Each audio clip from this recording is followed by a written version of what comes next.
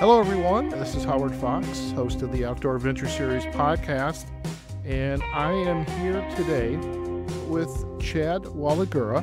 He's our guest today, and Chad, I would like to think he came all the way into Las Vegas for me to interview him, but he's here to play some poker with his friends and meet up with a number of them and just enjoy the best that Las Vegas has to offer. But Chad had reached out to me via the Outdoor Adventure Series Facebook page and said, hey, I'm going to be in Las Vegas. I'd love to get together.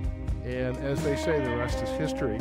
Chad is the owner of and founder of Able Outdoors, which is a 501c3 nonprofit, and he co-hosts the Able Outdoors video podcast. Chad's mission is to show the world what disabled sportsmen and women can do in the outdoors, to bring the entire adaptive equipment field together, and to be an information source for everything outdoors, whether it's hunting, fishing, travel, and all types of outdoor recreation.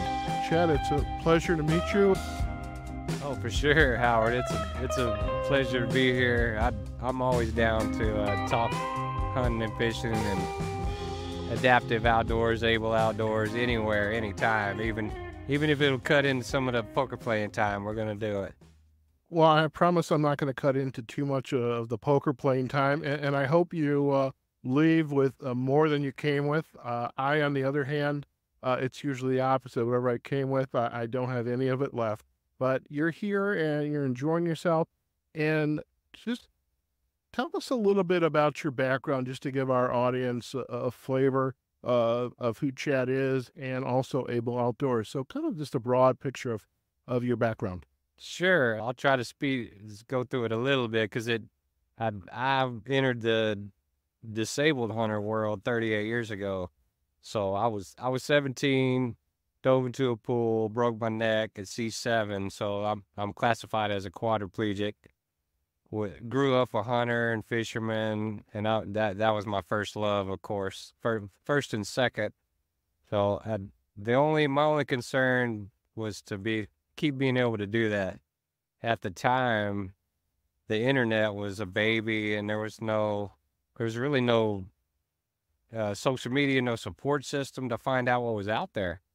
So I had to invent it. So when I got out, my only focus was figure out how to hunt and fish again, how to shoot. Yeah, I had no idea if I was going to be able to do it. So long story short, we figured it out. It took probably a year because we got out there and tried it. I got home on Halloween night, and deer season was coming up, and we went and tried a little bit. Nothing was like it was before. It was just my dad and I in a truck sitting in the woods, nothing fancy, but we were out there, and I got a shot off at one. I missed, which was kind of a low point at the time, but it taught me so much more, and maybe we'll talk about that later, but that got me into the invention process.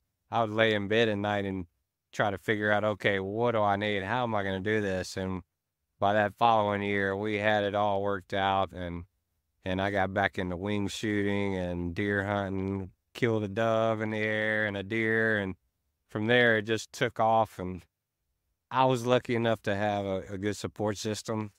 So I was blessed at it.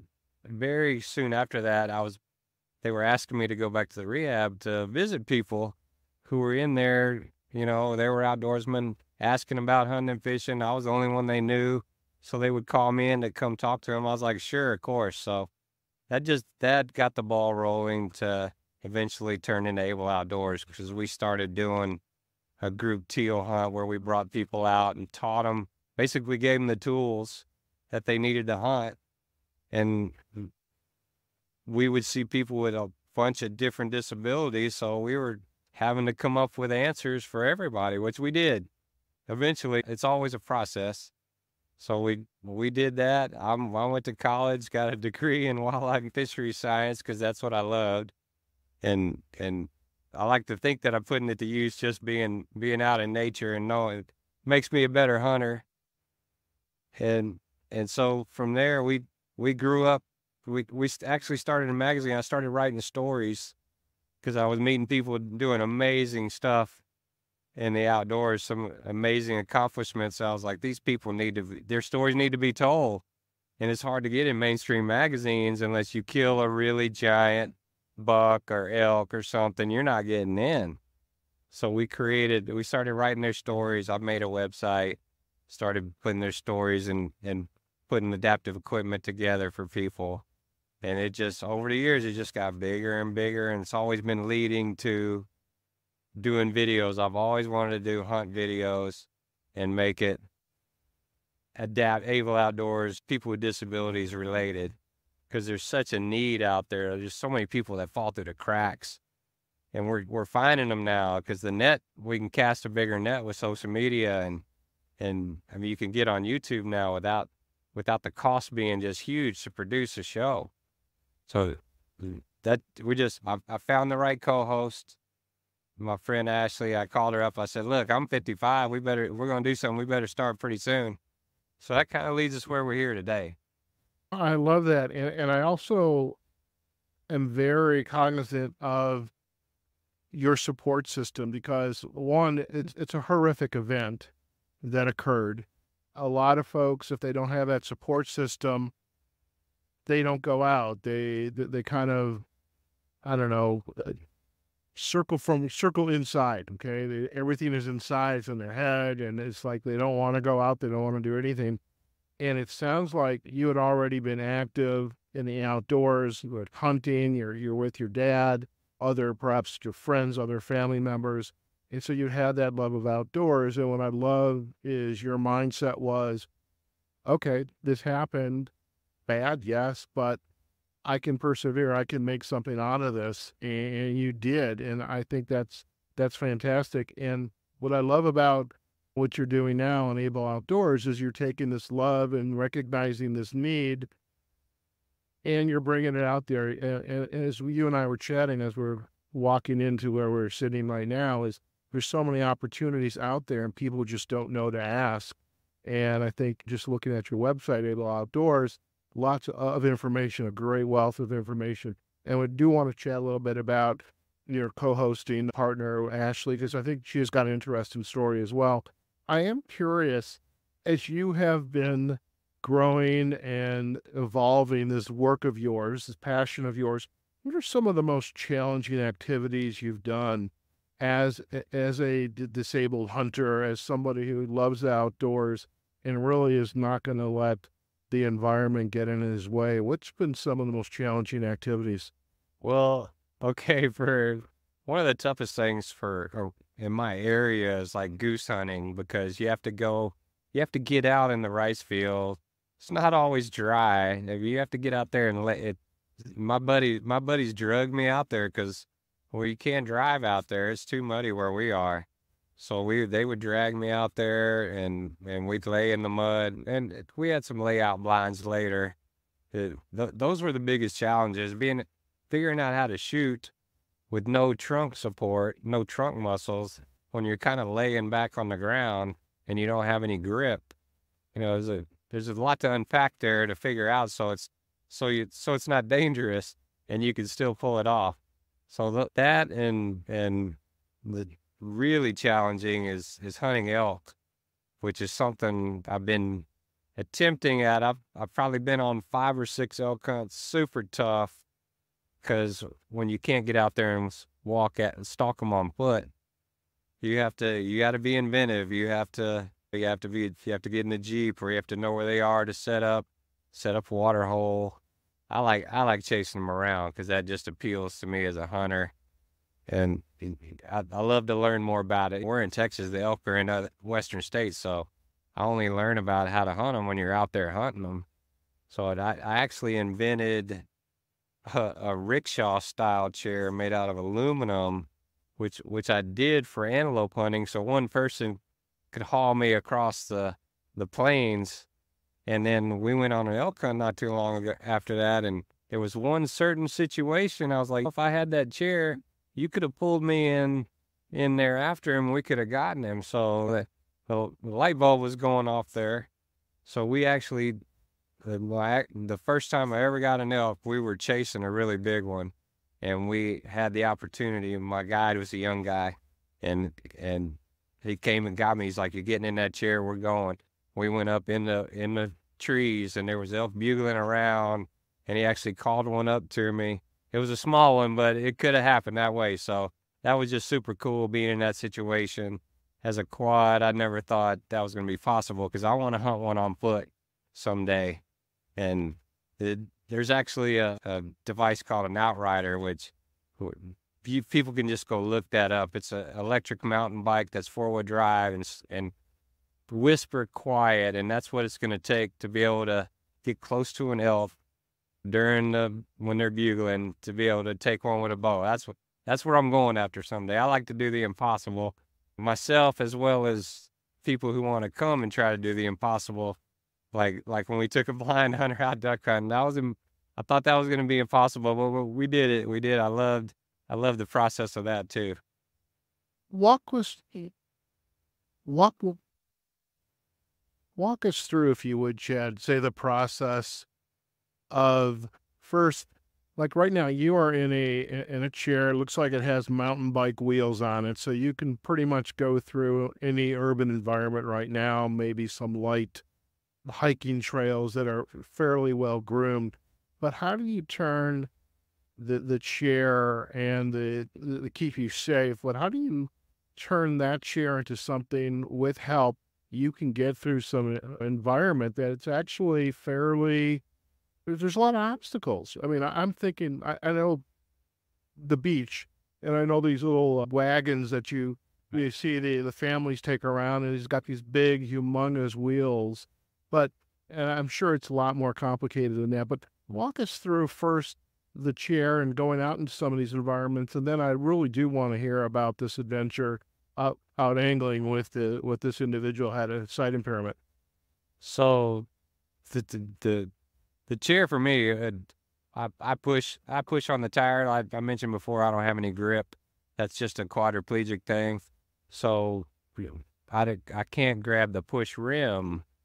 And I had started out with those little skinny pneumatic tires, and I was getting carpal tunnel syndrome. I was having to push too hard down to get grip. I was like, you know what? I'm going to a mountain bike tire because it's wider.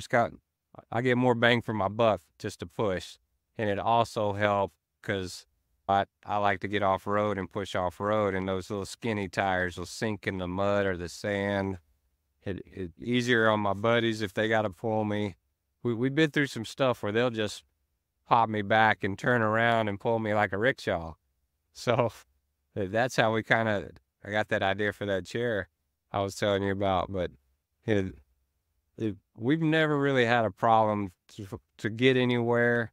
If we got to get somewhere when we're hunting, we always figure out how to get there. Either we drive there, or I've had a guy pull me in a little sled behind a 4-wheeler, which was pretty sketch. That a little sled that to keep decoys in. He loved it though. He was a good friend. He wasn't trying to dump me out, but it worked. There's always some way to get to where we need to go. I've been carried in on somebody's back before if we had to. Those are extreme though. Those don't happen very often, but when they do, we figure out how to do it one way or the other. Okay. So let's hear more about taking this blind angler out there and, 3, 2, 1. So talk to us more about this adventure with the blind hunter. You said it was teal hunting, I believe. Okay. So first off, for me, by the way, I in the full spirit of disclosure, I've never hunted a day in my life. I have shot some guns before, so you'll have to educate me on that.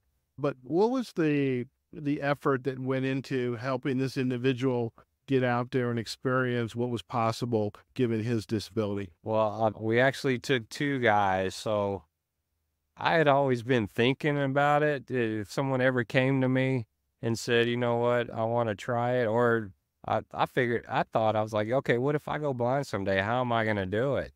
And we never really could wrap my mind around it. So a guy one day, it happened as it does frequently. I get an email from a guy in North Dakota, and he's like, hey, I want to come duck hunt. I'm blind and I want to come duck hunt. I was like, I've been waiting for you for 20 years. So we talked and I got a little background info. He actually was the first blind guy to get his concealed carry, to pass his concealed carry. And he said he had hunted pheasants because they fly straight and they're noisy. I said, you've done that. You come down here. I will pick you up. I'll keep you with me. I'll have a guide with you all the time and we'll figure it out. So he came down. His name was Kerry McWilliams. He came down. We sat him on a bucket with his gun, and my buddy, who was his guide, sat right behind him and kind of put one hand on one of his elbows and one hand on the back of his left shoulder and kind of just guided him. And, he was in his ear telling him, okay, here they're coming from left to right, whatever. And he killed 6 ducks in the air. And I was there witnessing this from behind because I was running my dog. And I still don't know how it happened, but it happened. It seemed pretty easy when he was doing it. So he was thrilled to death, went home. He actually came twice. And then fast forward 10 years, I met another guy who got in touch with me from Arizona. His name's Dan, and he had no idea about wing shooting. He was telling me about how he was into big game hunting and how he was blind. And I said, Dan, you want to come duck hunting? He's like, yeah, I've always wanted to do that. I don't know how. I said, just come on, we got you.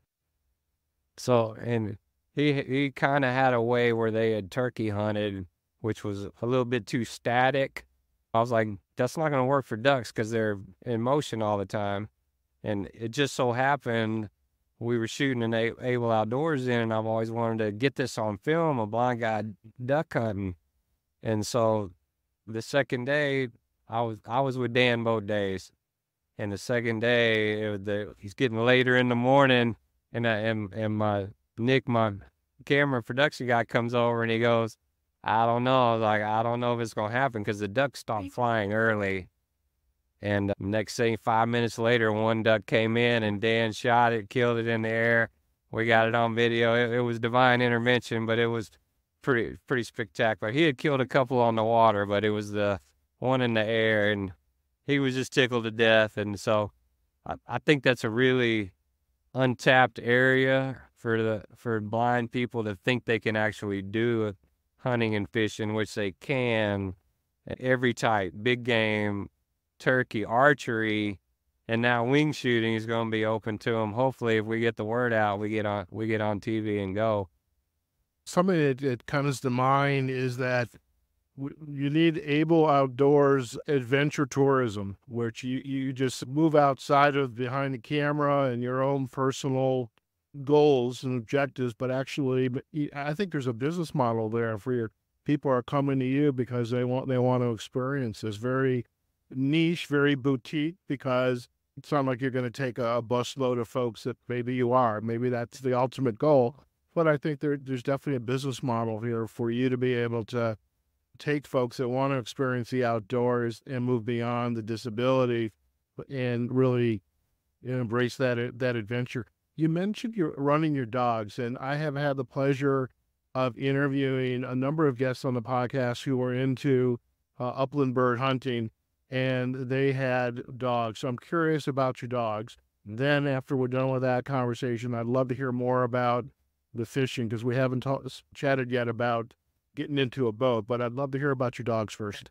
Sure. Well, I actually, my dad got me my first pup when I was 16, a chocolate lab girl, and I kind of trained her. I didn't know anything about dog training then, but I tried to follow some of the videos, and I got to hunt with her one year. I got injured the following year.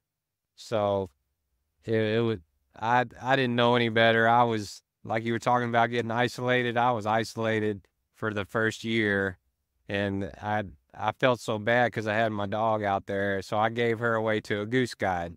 So she got to have a great life without me. So down the road, I had a few, and then I finally got to, I was like, you know what, I'm going to have one professionally trained, because it's way more than I can do physically to get one to do what I need him to do. And I found a good trainer. A guy lives about an hour away from me, and in the process of working with him and my dog, he's like, you know what, we do hunt tests. And I've been doing it 30 years. I've never seen anybody in a chair out there with their dog. I said, well, we got to do it now. So I was like, you got to teach me how to handle my dog now in the hunt test. So I started going with them, got hooked on it. I got to handle my dog I hunt with now, Vegas. I got to handle her in a UKC test when she got her hunt retriever champion title that day. And we've been in some AKC tests too. So that enables me to be, I always say I'm the only quad guide in America because I don't know any others who do it. I was like, yeah, I tell people, I was like, you're really lucky to have the quad guide here with you. So, because I love everything that involves taking people out hunting that are either there for the first time or they just love it like I do, don't have as much opportunity. And that, I don't turn anyone away. If they want to come, I make it happen, whether I take them out or I hook them up with somebody who can. When you help somebody like that, trust me, you create a ripple effect that will go way further than you have any idea. You may never see it, but they may end up being you someday and being the trailblazer and helping other people out. You just never know how big of an effect that's going to be. I went off the rails a little bit with my dog, so I've got a little pup now, and he's in training now too because I want to get back into the hunt test circuit. And labs are just the retrievers. There's some that do some upland. There's some pointing labs. My young pup's dad, actually, his sire has some pointing lab titles, so he may have that in him. So we don't have much upland hunting besides dove. We do a lot of dove hunting with them. So they do dove and duck mainly, waterfowl. Very good. Well, I just love the idea of hunters going out there with their dogs and they're just living. I mean, they're very highly trained, but they're living their best life. This is what they were bred for. So I'm curious now, one of my other full spirit of disclosures, I've never been fishing.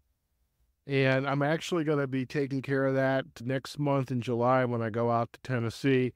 I'm going to be exposed to fly fishing. But what are some of the challenges you think with taking somebody out with a disability and whether it's near shore fishing or offshore fishing? What are some of the challenges and opportunities there? So I grew up bay fishing and bass. We did freshwater and my grandfather was a diehard saltwater fisherman. I was lucky. I was the only male grandchild for like 17 years. So anytime he would go to the coast to go fish, he'd pick me up and take me. So I learned. People don't know I was a big fisherman before I ever started hunting. So I got two big loves. They know me as a hunter. So after injury, I was pretty lucky because to me, to be able to fish again, I would just simply tape the rod to my hand because my wrists were strong and I could work the rod. And then I kept one of the arms to my chair and patted it up so I could lean on it. And so I figured out how to cast and reel in and fight fish. Once you do that, then it's just, okay, how are we getting in and out of the boat? So we go fishing with my friends who are young. We've done it every different way, getting in and out of boats. And I've been in the smallest, nothing flat bottom boats to big offshore boats. But I tell people who ask me about that, they're worried about it. I was like, look, if you go to a boat ramp, who's at the boat ramp? 20 young men, just go ask for help. They're more than willing to help. And that's the true of a lot of situations anywhere, especially there. Because fishermen are like, all right, they're kind of curious anyhow. So a lot of boats, if you can get them up to kind of level with the dock, you can just roll on. Otherwise, somebody pick you up, hand you off, or if you're in a power chair, 4 guys pick you up, put your butt in there, and go. Once you're in, you're kind of free to go anywhere. So that's the good part about the accessibility out there anyway. I love that story, and you actually tapped into a memory of mine. Before coming to Vegas, I was in Chicago, and a few years earlier, while there, I had learned how to sail.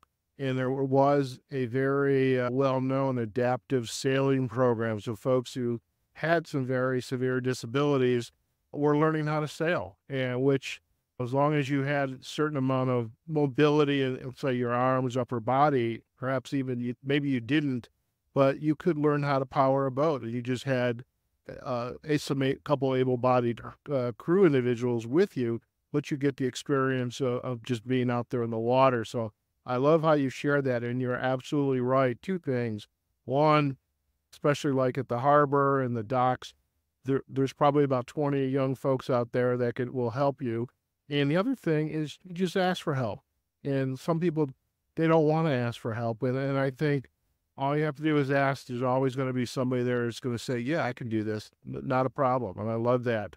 So any other thoughts you like to share around what's new and exciting in the adaptive equipment space? Is there any, I know you talked about being able to shoot some of the guns in the chairs, but is there any equipment that would be very interesting for our listeners to learn more about? Probably so. I've got a friend of mine he's a C6 quad and he was a welder before. So I've been kind of bringing him along. He's going to follow in my footsteps one day as a mentor. We collaborate on inventing new stuff, equipment, or we take existing stuff and make it better. And he actually is working with a device called the Receive All that helps you connect the rod to your arm. That when you can't grip it, it's for people that have a little bit less ability than me, which it handles a lot. That's a good product. And you can interchange it with gardening tools or knives. It's more of a multi-purpose tool, but it works for fishing. And then there's a couple of different. There's an electric reel called the Impow R, and it's a gentleman by the name of Dr. Roland Kier, and he and I have gotten to be friends. He's super concerned with just improving the lives of fishermen that need an electric push button reel, and he is constantly developing and making it better, doing research, getting it out there to people with disabilities to test it out. I mean, that's what you have to do with products if you want to make them better all the time. We're constantly trying to improve them. So that's mainly for light tackle and for fly fishing. He's in both of those areas.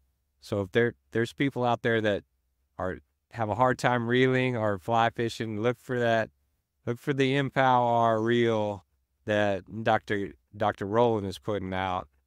And there's also, take a step up for fishing offshore, or I actually went up salmon fishing. I got invited to go salmon fishing in Lake Michigan, and we took a device called Freedom Adaptive Systems. Makes more of a heavy-duty rod, belt, and holder harness that will hold like just heavier duty rods, so you can catch and fight bigger fish.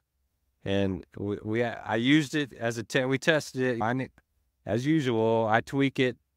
It's not made. It's made more for people with one arm, and I see stuff like that. I'm like, that can work for us. So we take it and then we adjust it. I got with my buddy. I was like, here, weld a little handle on it at the top so I can fight the fish more easily without being able to hold it. So we got a date in August to go offshore, so we can test out the new parts of it and just keep the process going until we get it figured out.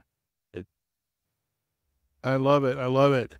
So it's time to shift gears a little bit, Chad. I want to learn a little bit more about the website. What are people going to find when they go out there? But first, I would love to hear more about the podcasting experience or the video podcast with your co-host, Ashley. And what's it been like to create this type of product? It's just because it's also a service. I mean, you're educating people when they come out into the website for a visit, or they find you on YouTube. So what's it been like to start this part of the adventure, and also to have your co-host, and how are you guys kind of agreeing to agree? What are we going to do? What are we going to talk about today?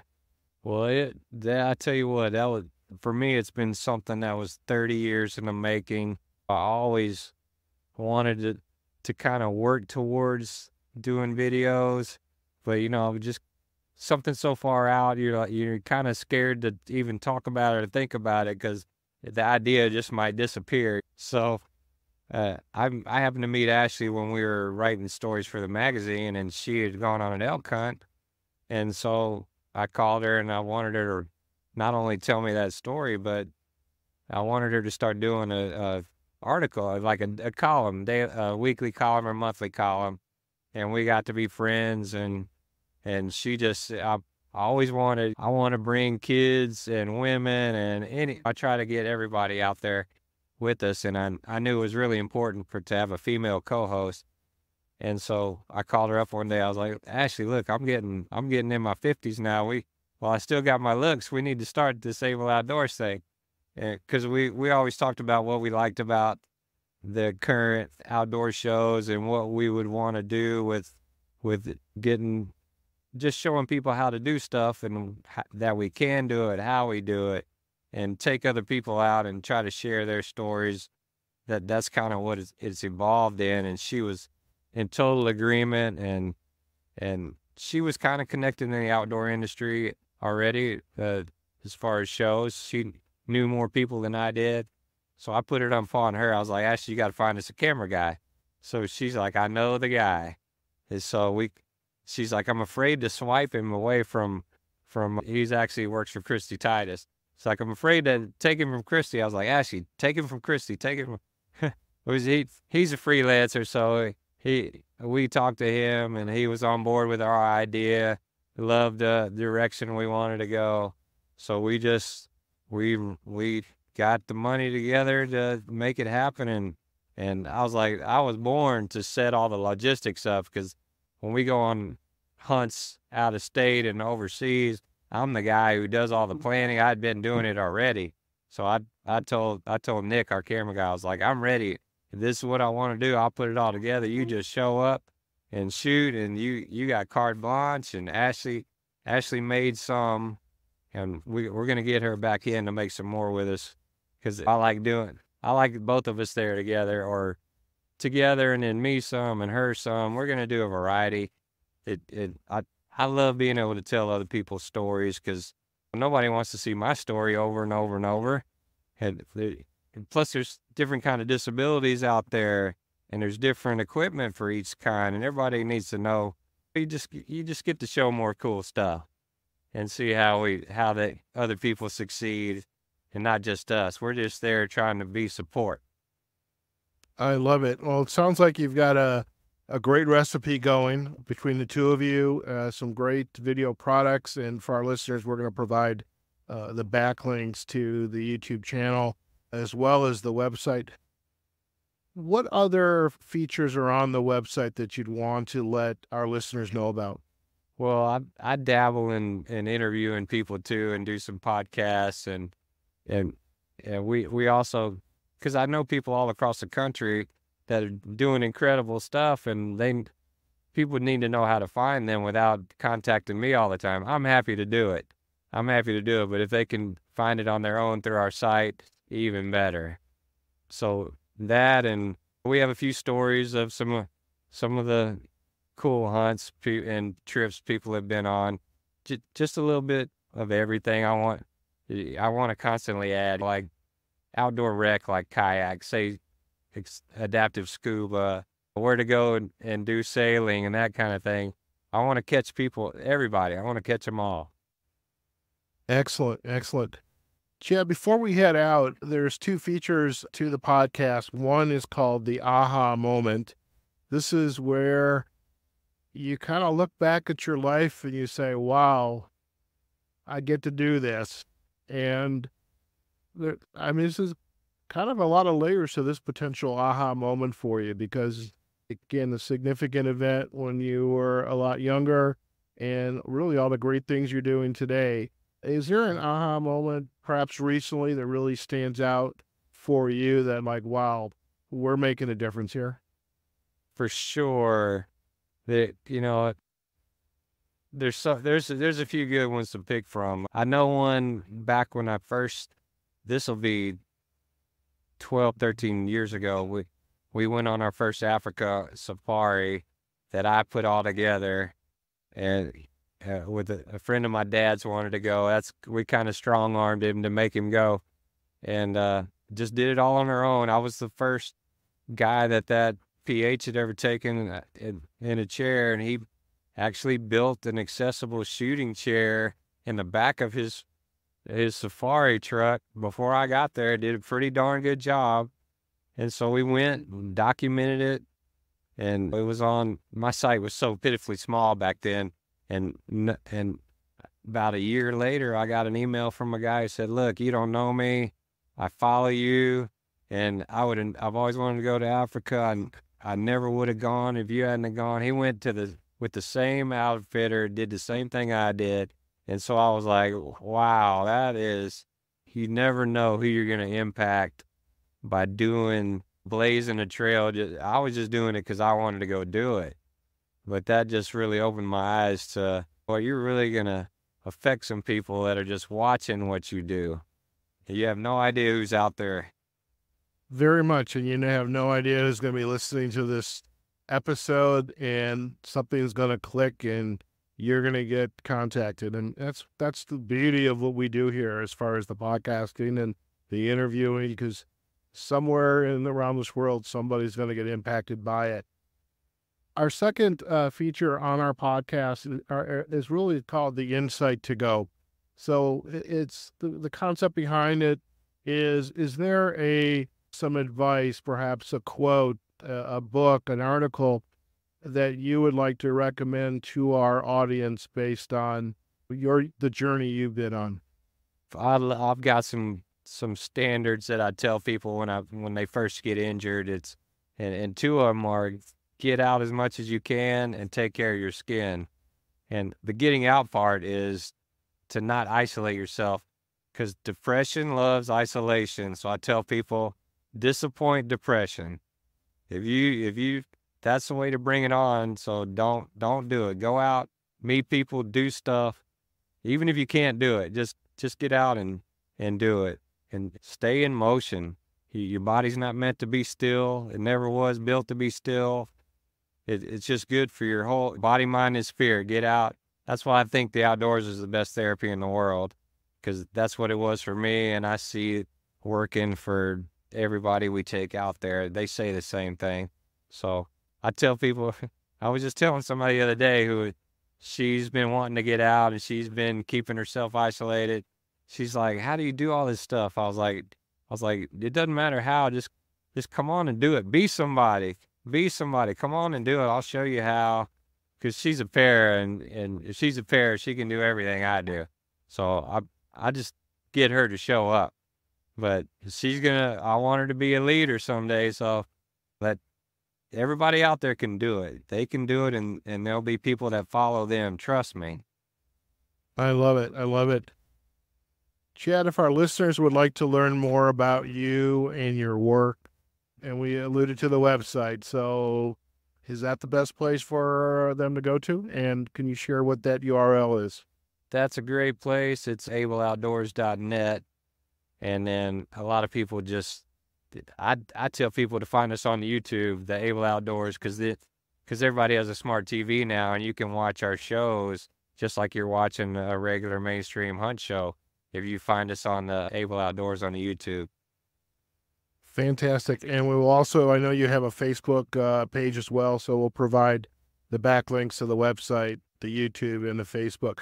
Chad, it's been a pleasure to meet you, and I'm glad you reached out to us on our Outdoor Adventure Series page on Facebook, and you and I were able to kind of coordinate for me to get out of the house, because usually on the weekend I'm producing podcasts, so it was great to get out. So thank you for that. It's been a pleasure to meet you and hear about your story, and also to share really your adventure. And I have no doubt there's going to be a lot more adventures to come, and I'd love just to be able to stay in touch and hear about some of those journeys. So again, thank you for taking the time out of your gambling. Hopefully your friend is making some good bucks there in the poker room. I know you want to get back there yourself, but I really do appreciate that we were able to get together, and it's, again, a pleasure to have you on the podcast.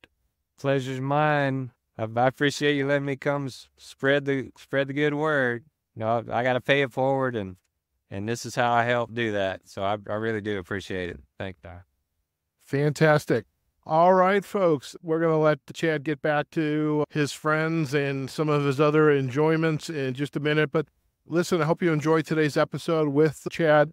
And we're going to provide, again, the backlinks to his website, ableoutdoors.net, as well as his Facebook and YouTube channels. As for us, you can find us on our website, outdooradventureseries.com. We also have our Outdoor Adventure Series pages on LinkedIn and Facebook, as well as on YouTube. And, of course, you can listen to us wherever you get your podcast from. So until next time, wherever you are, whatever you're doing, go out there, have a phenomenal day, and we look forward to having you join us on a future episode of the Outdoor Adventure Series podcast. Take care now.